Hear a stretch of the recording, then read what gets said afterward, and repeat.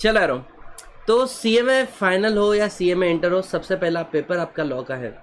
और आप में से काफ़ी सारे बच्चे यही सोच रहे होंगे कि अगले 3 दिन 4 दिन जो भी हाथ में बाकी है, मैं सिर्फ और सिर्फ लॉ पढ़ूंगा क्योंकि मेरा लॉ का पेपर बहुत अच्छा गया तो मेरा अगले पेपर अच्छे जाएंगे।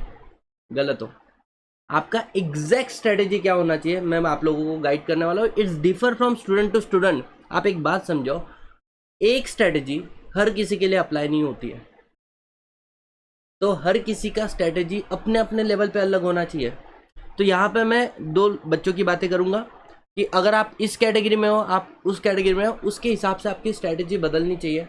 और सबसे इम्पोर्टेंट, अगर मैं इन दोनों के जगह पे छोड़ दूँ और मैं खुद अगर किसी सिचुएशन में हूँ, तो मेरी पर्सनल स्ट्रेटेजी क्या रहेगी, जो मैंने मेरे फाइनल के एग्ज़ाम में यूज़ किया है, वो सारी चीज़ें मैं आप लोगों के साथ में डिस्कस करने वाला हूँ। आप एक बात समझो कि अब अपने हाथ में कितने दिन बाकी है, 3 दिन। अगर मैं बोलूँ आज आपका सीएमए फाइनल का पेपर है पहला, क्या आप कॉन्फिडेंस के साथ में पेपर लिख पाओगे? सोचो। फिर से दो तरीके के लोग, एक बोलेंगे हाँ, एक बोलेगा नहीं सर। तो बेटा अगर आपका आंसर नहीं है तो आप एक बात समझो, ये जो 3 दिन हाथ में है इसकी खुशियाँ मना रहे हो आप।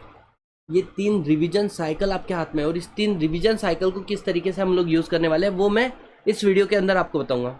तो मैं मान के चलता हूँ एक बच्चा है जिसका लॉ में एक्सपेक्टेड करके चलते हैं अपन लोग कि वो 50 या 60 प्लस मार्क लेके आ सकता है इजीली, मतलब 50 से लेके 60 या 60 के ऊपर जा सकता है इजीली विथ रिवीजन, है ना।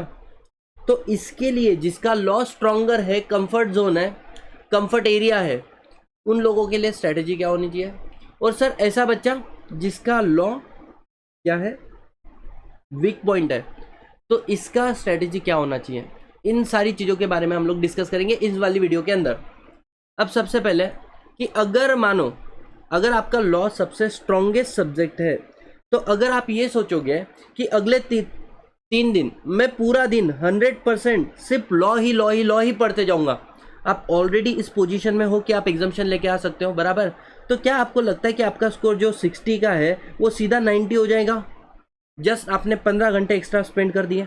15 मतलब sir, listen, my strategy is all together different. आपका स्ट्रेटेजी क्या होना चाहिए? अगर आप सिनेरियो 1 वाले बच्चों में आ रहे हो कि जिसका law is a comfort area और आपका पहला पेपर लॉ ही है और आपको पता है कि आप लोग एग्जाम्शन लेकर आ सकते हो, तो आपका स्ट्रेटेजी क्या होना चाहिए? आपका स्ट्रेटेजी होना चाहिए कि सर अगले जो 3 दिन है मेरे हाथ में, 7 जून, 8 जून और 9 जून, क्योंकि 10 तारीख को आपका पेपर है, तो यहाँ पर आप 70% समय अलोकेट करोगे किस सब्जेक्ट को? लॉ को। और 30% आप अपना समय अलोकेट करोगे किसको? Other subject. Sir other subject मतलब क्या हो सकता है? देखो, अगर आप ग्रुप 3 दे रहे हो सिर्फ, तो आपके पास एक ऑप्शन है SFM, दूसरा ऑप्शन है SCM और तीसरा ऑप्शन है डायरेक्ट टैक्स, है ना। अगर आप जीवन में हो, मतलब ग्रुप 1 के अंदर हो, CMA इंटर के अंदर, तो आपके पास भी टैक्सेशन सब्जेक्ट है, आपके पास भी बाकी सब्जेक्ट है, अकाउंटिंग सब्जेक्ट है। तो आप अपना प्रॉपर प्रिपरेशन कैसे करोगे? सबसे पहले 70% मार्क टाइम आपने किसको दे दिया? लॉ को दिया है। कोशिश करो बाकी सब्जेक्ट को मिनिमम 30% समय दो। क्यों? बिकॉज लॉ का पेपर होने के बाद में मान के चलो आपको SFM का डर है, यार फटी पड़ी इस वाले सब्जेक्ट्स हैं, और लॉ का बहुत अच्छा गया, master of one jack of none, और इस सब्जेक्ट में वाट लग गया, तो अल्टीमेटली आपका रिजल्ट पॉजिटिव आने वाला है क्या? नहीं।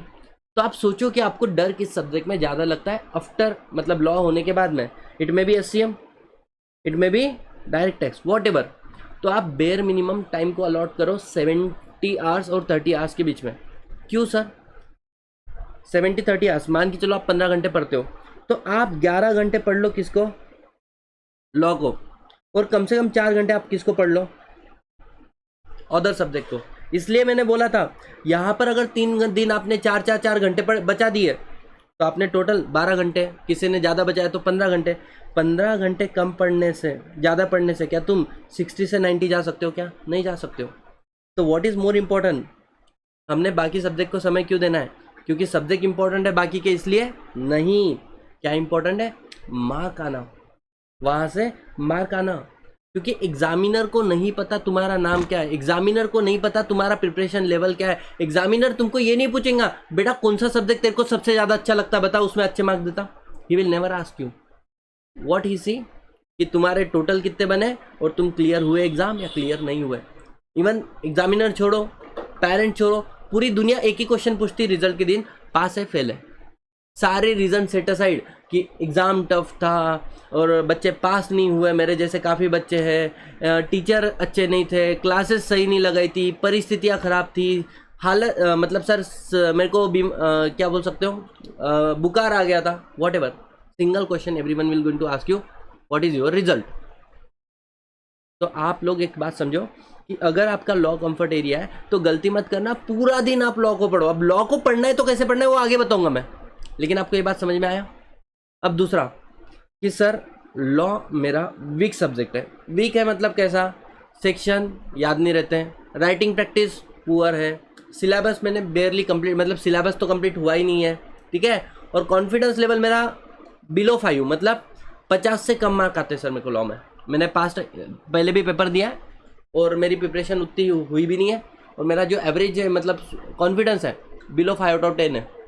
तो अब मेरा स्ट्रैटेजी क्या होना चाहिए, बेटा तुम भूल जाओ, तुम्हारा 7 जुलाई मतलब 7 जून 8 जून 9 जून तुम 90% सब्जेक्ट का समय दो तुम्हारे लॉ को, लेकिन फिर भी 10% सब्जेक्ट दो किसको, अदर को।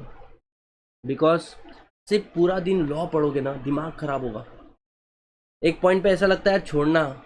समझ में आ रहा है क्या? अदर सब्जेक्ट को थोड़ा सा समय दो। क्यों?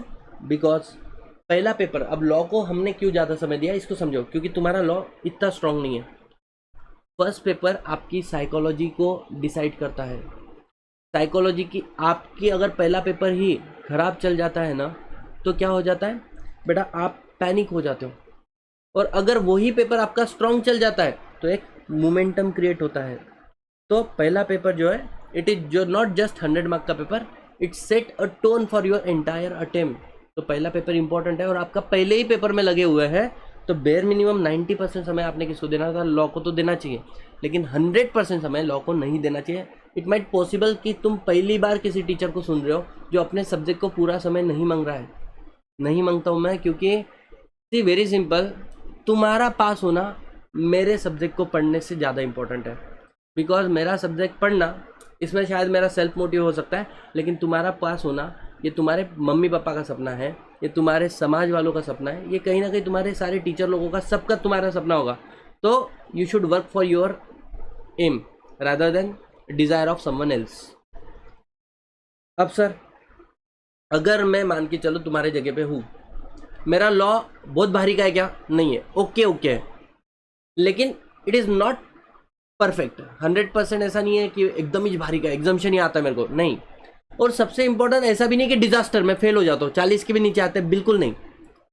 आई एम एवरेज गाय, 40 से 50 के बीच में मेरे को लॉ सब्जेक्ट का आ जाता है। अब मैं ना ही एग्जाम्शन कैटेगरी वाला हूँ जो 70% टाइम पूरा अलॉकेट करेगा लॉ को, ना ही मैं वो हूँ जहाँ पे 90%। तो मैंने क्या करना चाहिए, ट्राई टू अंडरस्टैंड। ऐसे केस में मैं 7 जून को 70% लॉ को दूंगा और 30% अदर सब्जेक्ट को देने वाला हूँ। वहीं पे 8 जून को 80% एंड 20। और मैंने आपको लास्ट वीडियो में बोला था use stop watch, use timer, बहुत ज़रूरी है ये सारी चीज़ों के लिए। एंड थर्ड वन, यहाँ पर मैं 90%, और कल पेपर है फिर भी मैं आज दूसरे सब्जेक्ट को हाथ लगाता था। ज़रूरी है।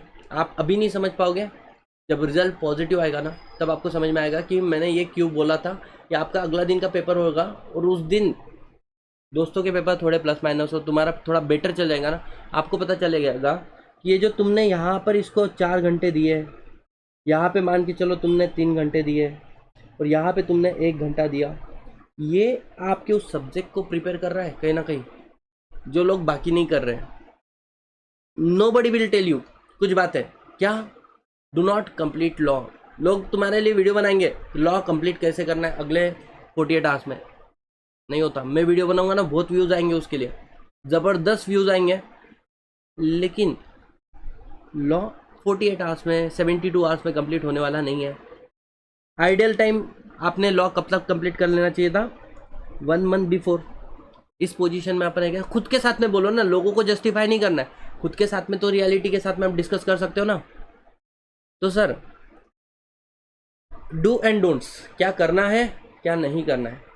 अब कोशिश करो थोड़ा रिट्राइव, मतलब जो नॉलेज में भरा पड़ा है ना उसको बाहर निकालो, रिट्राइवल करना है, रिकॉल करना है, रादर देन रीडिंग और हाईलाइट। सिर्फ रीड करके काम नहीं होगा, सिर्फ चीज़ों को हाईलाइट करके काम नहीं होने वाला है, mark my word. Sir writing is more important than watching lectures. क्यों? आपने किसी चीज़ को पढ़ा, उसको गंदी से गंदी हैंडराइटिंग में क्यों ना हो लिख के देखो। जैसे फॉर एग्जांपल मैं आपको एक एग्जांपल देता हूँ, छोटी सी हैंडराइटिंग लिखता हूँ। मान के चलो आप पढ़ रहे हो सेक्शन नंबर 173, लिखो 173 नॉर्मली 30 डेज में फर्स्ट बोर्ड मीटिंग होना चाहिए, उसके बाद में 4 बोर्ड मीटिंग 1 साल के अंदर होना चाहिए, इसका गैप नॉट एक्सीडिंग 120 डेज होना चाहिए।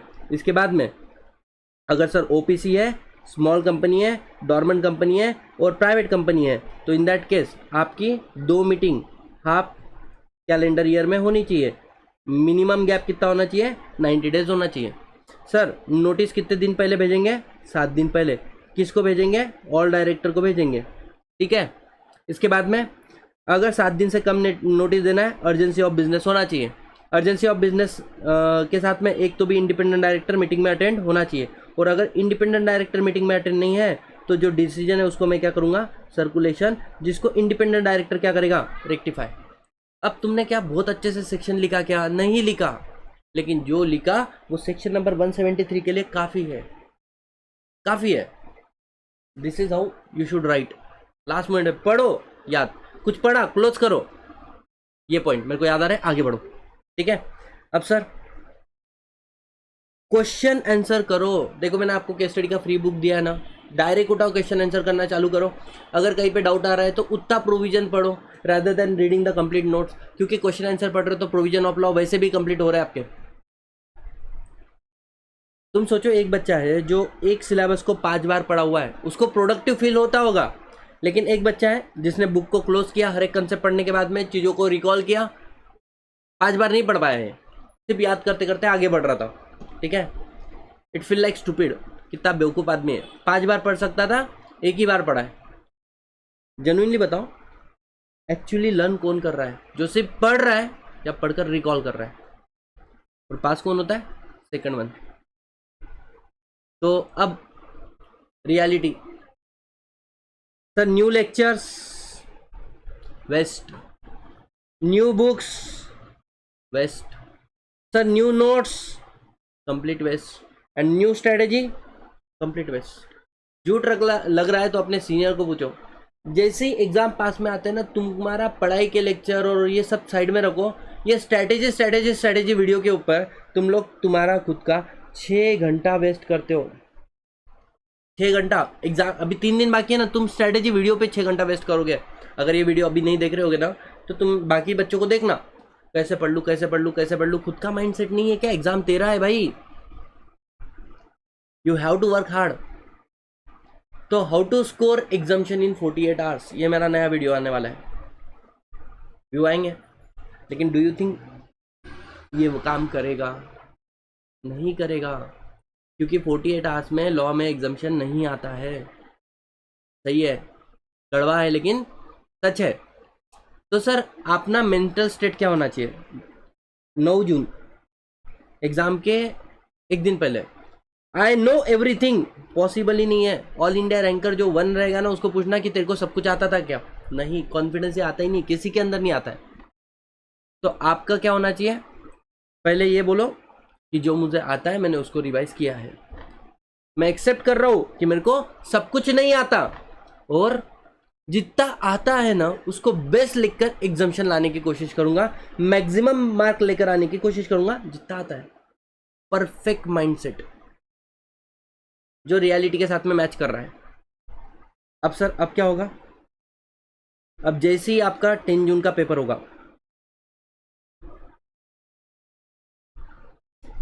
फॉरगेट, भूल जाओ लॉ नाम का कोई सब्जेक्ट एग्जिस्ट करता था, बिकॉज आप चाह कर भी उसको चेंज कर सकते हो क्या? जो पेपर हो गया हो गया।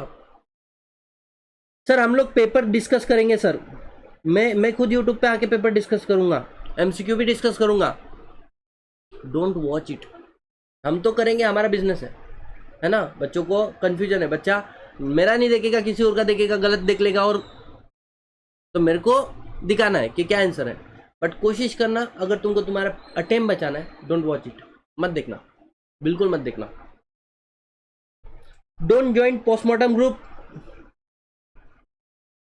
जहाँ पे अरे ये पेपर का आंसर ये होना चाहिए, ये होना चाहिए, ये होना चाहिए, ये होना चाहिए, तुमने अलग कुछ लिखा है। शायद तुम्हारा सही होगा, बाकी सारे बच्चों का गलत है, लेकिन जब सब लोगों का गलत आंसर एक साथ में दिख रहा है ना, अपने को लगता है अपन ही गलत है, और कॉन्फिडेंस लेवल गिर जाता है। तो क्योंकि आप समझो, आपका जो लॉ का पेपर है ना, इट इज डेड, मर गया है वो, हो गया है वो, बट आपका अटेम्प्ट इज अलाइव, अभी बाकी है। मैंने बहुत सारी ऐसी वैसी बातें कर ली ना, जो लेकिन मुझे लगता है कि सारी एंगल से छोड़ू ना, एक बच्चे के पॉइंट ऑफ व्यू से बहुत ज़्यादा ज़रूरी है। अगर आपको लगता है this video is worth watching, do comment and let me know one thing, कि आप किस चीज़ में हो। आप लिखो लॉ कंफर्ट है या लॉ वीक है, इतना लिख के आप यहाँ पे जाओ। लॉ कंफर्ट है, लॉ वीक है ना। और अगर आपका लॉ वीक था लेकिन आज वो आपका कंफर्ट हो चुका है बिकॉज ऑफ, मेरे को याद है यार, मैंने 2-2.5 महीना बहुत मेहनत लिया है, पूरी एकत्वम की टीम ने हमारे आप लोगों के लिए भयंकर मेहनत लिया हुआ है। और अगर आपको लगता है कि सर वीक था, आपके वजह से अब ये कंफर्टेबल हो रहा है, इंटरेस्टिंग हो रहा है, चीज़ें समझ में आ रही है, पढ़ने का तरीका बदला हुआ है, तो आप फिर थैंक यू फॉर लॉ, बस इतना लिख दो, thank you for law, nothing else. This should be the last strategy video for your exam. इसके बाद में कोई स्ट्रेटेजी वीडियो मत देखना, क्रेविंग आएंगे, टेम्पटेटिंग लगता है ना कुछ खाना देख के, वैसी इच्छा होगी, बट मत देखना, अपना अटेम बचाना, बिकॉज तुम्हारे अटेम के साथ में किसी के डिजायर को छोड़ो, तुम्हारे सपने, तुम्हारे पेरेंट्स के सपने एसोसिएट है। I wish you all the very best. बहुत मेहनत किया है तुमने, trust your self, have a faith, magic happen every single second guys. अभी डिसाइड करो ना, अभी तक जो गलती की है, अब सर यहाँ से परफेक्ट छोड़ दोगे तुम लोग। Wish you all the very best.